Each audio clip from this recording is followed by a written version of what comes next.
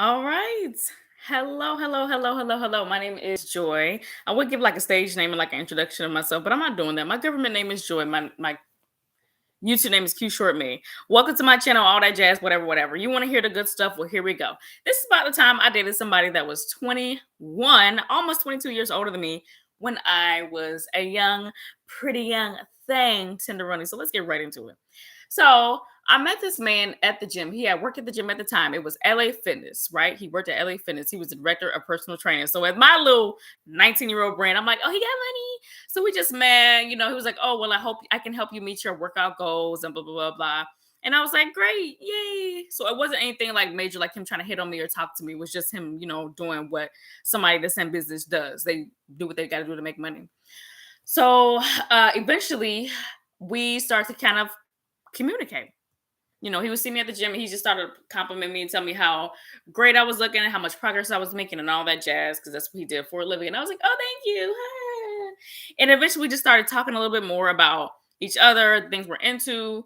I was seeing somebody at the time and he was in a relationship toward the very beginning, but this was months that had gone by. Eventually he was not in a relationship anymore. He was not in a relationship anymore. And I wasn't talking to that guy. So it was like wide open territory, I guess.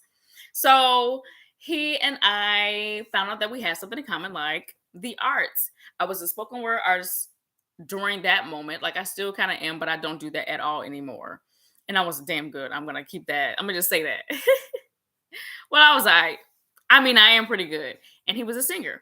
I also sing, but like I mainly do it when I do spoken word. So if you ever want to hear me do some spoken word, I'll do it for you guys. Whatever, not a big deal. He eventually I decided to invite him to a couple shows that I had. I had two shows at the time. This is 2015. I was like, "Hey, I got a couple shows that I'm doing. I would love to see you there." Because I just wanted him to be there. I wanted the guy that I like to be there because I started liking him. Something to keep in. Well, I'll get to that later. So at the first one he misses, and I'm like annoyed, and I'm letting him have it. I'm like, you were supposed to come, and you didn't come, and blah blah blah. And he was like, oh, I'm so sorry. I promise I'll make it up to you, and blah blah blah. Invite me to the next one, and that's what I did. I invited him to the next one because I wanted my man to be there and see me. I wanted my man to come, so I invited him, right? And that light is very bright, and I'm there. I'm waiting. I'm waiting. I'm waiting. He was late. He was late. It was way up north, and he lived in Matson at the time. He had a roommate, says him, and I'll get to that later. And I'm just like, okay. And the lady's asking me, she's like, when do you want to perform? When do you want to perform? And I'm like, wait, wait, wait, wait, wait. She's like, okay, okay. I kept putting her off, and eventually there was nobody else to perform. It had to have been me. I had to go. Which thank God it was me last because I tore the house down, period. So I get up there and he's still not there, and I'm just blown away, pissed off because this man has sent me off again. And I don't like being sent off after one time. So I'm in my poem, the first one, doing what I gotta do, killing it. Everybody's loving it. And then folks start taking out their phones. That's how you know you're really, really doing good. And eventually, towards the end of my first poem, he comes. And I'm like, I'm here, I'm here. He wasn't my man, but in my head, I'm thinking that. So I had to go in, baby. I'm talking about spin hot fire. Baby, I was showing it, bringing it. At the end of my performance, I get a standing ovation. Everybody loves me, coming up to me, asking me all my contact, blah, blah, blah. You know how they are when you know how it is. And I'm just like, thank you, thank you. And he's like, oh my gosh, you're so amazing. Give me this big tight hug. He was like, I came at the right time. You're wonderful. You're amazing. He was like, let's go to dinner. Wherever you want to go, we're going to go. Mind you, we're up north. And I'm like, okay. I done proved myself to this man. Now he want to be with me. That's what I was thinking, like an idiot. So I choose Pizza Capri. Also, if you don't know, which you don't, I'm from Chicago. Pizza Capri is a restaurant in Hyde Park that I always used to like. That was one of my favorite restaurants at the time. And he was like, okay, I never had it. So we went together. That was his first time. It wasn't my first time. He got the shrimp and garlic pasta.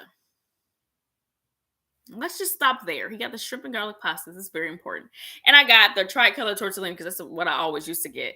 And we, like two lames that we were sitting right next to each other in a restaurant. He had his arm around me. He was touching my legs, my thighs, telling me how beautiful I was. And I was, period. I was fine back then. I'm a little extra thick now. Then I was slim thick. Now I'm like thick, and it's ghetto and disgusting and freaking gross. But I'm working on it. Okay. I had a little cake back then, but now I don't know what that is. I don't know what that is. What's thicker than a cake? I'm thinking of cold frozen peanut butter in the summertime. Stop playing with me. So we get our food, we finish eating, and then we leave. So now we're driving. I don't know where we go, but one up in the park. Mind you, it's after 10 o'clock because the show ended around like 9:30 or something. And it's a Saturday, so restaurants stay open later. So maybe it was around close to 11. We're in the park chilling. He's just talking to me, telling me all the things a chick want to hear because I want to hear what you want to tell me. And then we kind of started kissing. And before you think we did more than that, we did not. Okay. I want to make it very clear that I was also a virgin at the time. I still am, in case you were wondering. Not that that matters, but it kind of matters to the story. So we kissed and stuff. And y'all, let me tell you, it was so freaking bad, bro. I told you had shrimp and garlic pasta early on in that day. Whack. All I tasted was garlic and saliva from probably like 2 days ago. It was so disgusting. But I was in love. That was my man. So I was dealing with it. He was kissing on my neck and my milkers without milk. And I'm just feeling like a queen on top of the world. He touching us and stuff too. I ain't gonna get all into that. But just know we didn't go to like any second or third base. And then like cops started kind of circulating, and I was like, ooh. So then he goes to the bathroom, okay, he pees outside over a hill, so I don't see him. And he comes back and we leave because you know how cops are. When the park is closed, they be ready. They be ready. And I'm just like, ooh, shoot, ooh, shoot. And I'm just in heaven with this horrible kiss and this old man thinking I'm killing it. No, honey. Child, I was smelling like garlic and saliva. It was disgusting. So eventually he drops me off home and he didn't walk me to my door, which is, I normally don't like that. Well, now, before I didn't know that that was like a thing that happens. Now I don't rock with that. Looking back on it, I shouldn't have even rocked with it then, but I ain't know no better since I was only 19. I was 19 then. So after this, we started seeing each other more and more and more. It's my man. He's not actually my man, but I want him to be my man. And the next month is November. My birthday is November 27th. So I know in my head, I'm like, I want to spend my birthday with this man so I can really, show him how much I like him because, I want to be comfortable. So the day after November 28th, they were all going to Dave and Buster's. And since I liked everybody there, I was real cool with everybody at the gym, right? We had a really strong relationship, except for these two women. Now, these women are also important to the story, and I'll bring them back later, right? They weren't really rocking with me, but everybody else was because I was that girl. Not that girl. I want to thought, okay? And even if I was, who are y'all to judge me? Period. We don't want to know what y'all were doing, okay? And not at all. So I go with them to Dave and Buster's, and I have this, honey, everything was sitting. Not everything is sagging, but whatever. Everything was sitting. I had this golden black dress on. I was looking good. I was looking good, baby, good. It was a sequence dress, so I was killing them hoes. Period. No, they mad, stay mad. And he complimented me, telling me how beautiful I am because I was. And that day they had brought me like cake and balloons and were singing me happy birthday. It was very, very sweet. Got me a little gifts. It was very, very sweet. I told you, I'm likable. People like me wherever I go. If you don't like me, that's a you problem. Period. So we leave there, and I'm just like, so I'm coming back with you. I was like, I'm coming home with you. Who do I think I was? I was 20 years old, a baby.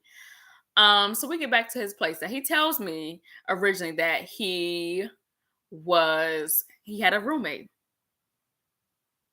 We get to this place in Matson, all the way from downtown, and we just talking, and I'm excited and nervous because I'm like, oh my god, I'm spending time with my man for real, for real. I'm going to sleep like it's amazing. Innocent as hell, right? We get there, and I get up. I'm like, oh, this is nice. So I'm thinking I'm gonna walk through. He's like, no, keep going, keep going, keep going on the third floor. I'm like, oh wow, okay. And he takes me to this little room with like a bathroom inside of it, and I'm like, oh, okay. He gets undressed. I get in, as in like he puts on like he has boxers on. He just takes off his outside clothes, and he gives me a t-shirt to change it. So I put on a t-shirt in the bathroom because I'm still cute. And then we get on the bed, and I'm just like, I'm with Babe. We cuddling, do a little kissy, feely. Nothing crazy. Not at all. So I'm just a heaven. I'm with my man. Just playing. Ho. So after us, you know, bonding, what I thought we were doing, it was time to kind of go to sleep because we had church in the morning. And what was on the TV was Woo at the time. That's what we went to sleep to. And then when we got up, well, I got up, it was Boomerang. I don't know how, don't ask me how I remember these details, but I do. But the only reason why I woke up is because I started hearing this god awful snore. And I'm like, what the hell is that? And he just snoring. And I'm looking at him mad, baby, mad. I'm like, it's 1:30 in the morning. And I couldn't sleep because it was that bad. So I'm just watching Boomerang, which was whack in my head at the time. I gotta watch it again now that I'm like not irritated. So I look over and he stopped breathing. Oh my God. I'm like, oh shoot. I wanted to kill him in his sleep, but I didn't mean for real. I'm like, dang, guys, y'all work fast. It's crazy.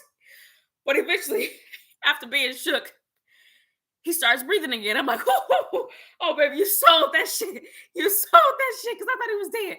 I ain't say that, but whatever. He was so deep in the sleep that, he ain't hear nothing I was saying. So then it happens again and again. And I'm like, oh, this is... And I look over and I remember seeing this little apparatus on the dresser when I got there. And I'm like, oh, shoot.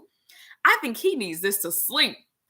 And I think I may have like pushed him or something or like hit him. But I remember him waking up. And you don't just wake up.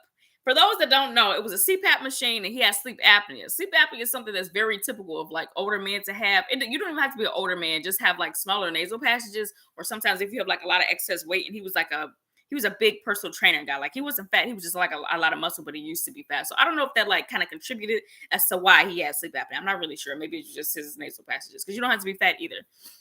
And he puts it on. And baby, when I tell you, I slept like a baby for the next 3 to 4 hours. It was probably just 3 because I was up most of that night, pissed off. So 3 hours I went to sleep. And we woke up. And he's like, oh, how'd you sleep? And I'm like, I'm looking at him like, nigga, if you don't go to hell. And I'm like, no, that's so good, daddy. Like it. Did not sleep good.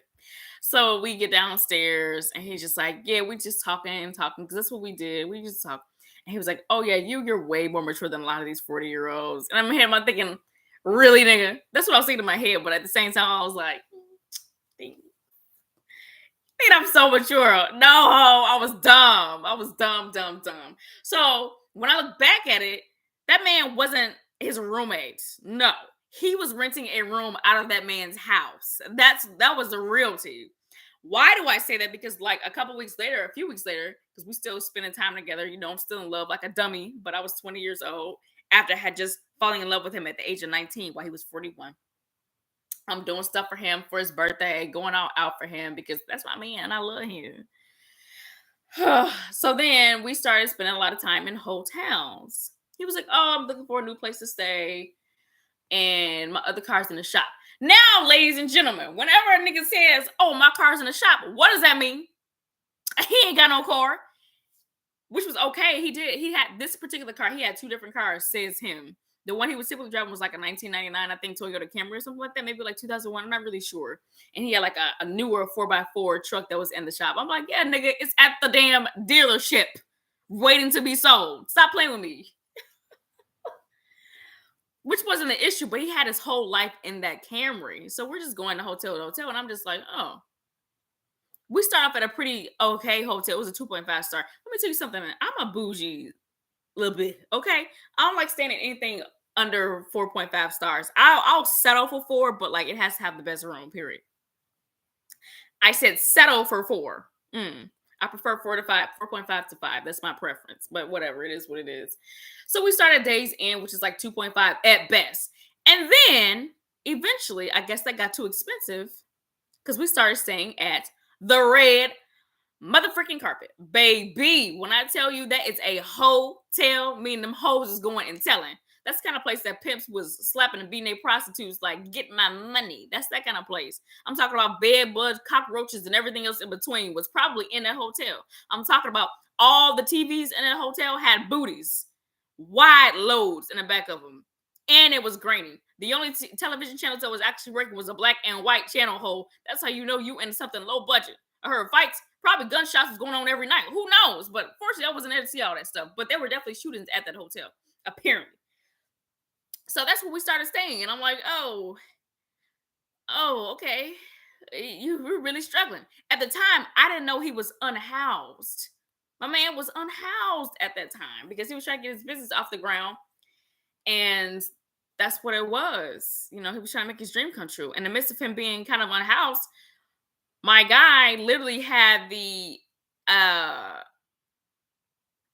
it was he didn't have his CPAP anymore. So we would go to these places and I had to endure that horrible, horrible snoring. But instead, after the first time, I got smart. I started bringing my headphones with my phone. So while he was snoring, I had my music on, so I ain't hear nothing he was doing. And that's what helped me sleep that night because I just couldn't deal with that. Fast forward, okay, a few more months. And remember, I said there were two women at the gym. One was trying to keep me close, keep your enemies closer. I think I was her enemy. She got a problem with me. Tell me why these women took me to this room, and this is very pivotal to the story. They took me to this room, and they went in on me. They were pretty much accusing me that I was sleeping with married men, which was like asinine because like I wasn't sleeping with anybody. Like I was still a virgin. Like I was so blown away. I'm like, the chicks is actually sleeping with these married men that y'all work with. They work here. And I could point a few of the dang clients that are. It wasn't me. It's the people that's in your face. Those are the people that actually own something. It's always the people that you least expect. And them hoes are trying to say I was having sex with married men. And then the other one was like, oh yeah, and you trying to get with Roland. He's a very Christian man. I'm like, child, the stuff that he was trying to do to me wasn't no Christian man. Okay? Okay? Even though he's whack because he said he was a 40-year-old virgin, which I want to believe him because, like, after kissing him and touching me, I'm like, yeah, you definitely had to have been a 40-year-old virgin. He wasn't a virgin when we met, obviously, but that was a year later. But still, I'm like, this man wasn't trying to do no Christian things to me, but you sitting there thinking that I'm the Jezebel. I'm like, this man is seducing me. I'm the one. He met me and was trying to get on me when I was 19 and he was 41. Let's keep it all the way gully. And I ran out crying because I was so hurt and I didn't know how to like handle myself at the time. And this hoe was in her 40s and the other raggedy hoe was in her late 20s or 30s. And I'm like, y'all ganging up on somebody that's barely out of high school. If you have to see this, both you bitches is whack. And I mean that from my soul. Sorry that I had to go there, but I did. Whatever. Not sorry about that. And that kind of put a dent on things. And I think why that happened, I really do believe that one of them, there was one that was married and the other one wasn't married. I think her and that guy, they were talking because like whenever she would call, he had her name and his phone under a specific thing. Whenever she would call, he would always avoid answering. And like when we were around the gym, he always wanted to make this like this weird little secret. He and I were like this great secret. And I'm pretty sure that he did the same thing with her. Like when they would meet up, I knew when they were meeting up because they would always click together at the same time. And I'm just like, this is interesting. This is very interesting. And I was peeping, but I was like, maybe it's in my head, but I knew it wasn't in my head. I saw what I was seeing. I saw what I was seeing. And he was trying to make it seem like I wasn't to a good Christian man who went out a Christian and good, to be very, very blunt and candid. And I got kind of tired of it. I was just like, I feel like you playing a game with both of us. And now this chick is mad and got a beef with me. And I got a beef with her because she got a beef with me. And I'm just like, this is the nigga that's doing it. So I really pretty much just started getting over him. I started getting over him, his whack kissing his 40-year-old untogether self. I'm like, I ain't had no time for it. And then I started liking somebody else who was also 20 years older than me. So eventually, we just kind of faded out, fizzled. And we would like keep in touch here and there, but it wasn't like let's hook up or things. I just wasn't in that place with him anymore. I had started to grow up. I was like 22 at the time, 21, 22. And I wasn't in the same place when I was 19 and 20. So one day he calls me out of the blue. He's like, hey, he's like, I have a question. I'm like, sure. And he's like, are you still single? And I'm like, I'm talking to somebody. And he was like, oh, dang. Okay, never mind. And I'm like, what? Say it, spit it out. What's up? And he's like, I was just wondering if you and I could. No, nigga. No. I'd rather set my hair on fire, stick my hand down the garbage disposal. play with gorillas and wolves than ever do that shit again. Ever. Hell no. Because now I know better. What I didn't know then, my man's car was where he was living. So he was unhoused, which, everybody goes through hard times. Everybody does. But he was trying to cap like he wasn't. Okay? He had sleep apnea and he was kind of like dusty. I didn't know because I wasn't paying no attention. I actually wasn't really that mature. I was just the only woman that was willing to deal with that kind of stuff because I was young and freaking stupid. So the last conversation, he was just like, Joy, can I pray for you? I really just want to pray for you. And it's like selling something voice. It's not like he was always selling something to me. And now looking back, I'm like, girl, why the hell did you fall for this fool? And I'm like, sure, go ahead, pray for me. I'm listening. And he's like praying. And this is something that stood out to me and I never forgot it. He said, God, right now I ask that you remove anybody in Joy's life that should not be there. Y'all, tell me why I never saw that man or heard from that man ever again after that conversation. Now, I don't know if he was literally just trying to act like he was praying himself out of my life, which was dumb because we wasn't really talking like that at that point anyway. Or he really just prayed himself out of my existence. I mean, out of my life, not of my existence, but like it's like he never even existed. So yeah, I don't really know too much. I know he did eventually open up his business, which is what he was telling me. So I was very proud of him. He has some pretty good clientele. I don't really know what happened after the pandemic, even though this is definitely a couple years before the pandemic. I'm just not really sure what happened to him. I hope he's doing well. I hope he's doing fabulous. If you see this, yeah, nigga, you ain't trash, baby. Never again. But it is what it is. I'm over it. But yeah, that's the story of how I dated a man that was almost 22 years older than me, starting at age 19. And would you think that I learned my lesson the first time? Hell no, because guess what? I did that a few more times. If y'all are interested in hearing more of those story times, I would love for you to hear them. Until then, this has been my first story time. I hope y'all enjoyed it. I hope you laughed a little bit. Baby, I got some more ghetto ones, okay? I got a real bad story time. How this nigga tried to kill me. Well, not really, but we got into an accident. We got into a car accident. I can tell that later. I hope you enjoyed it. Bye.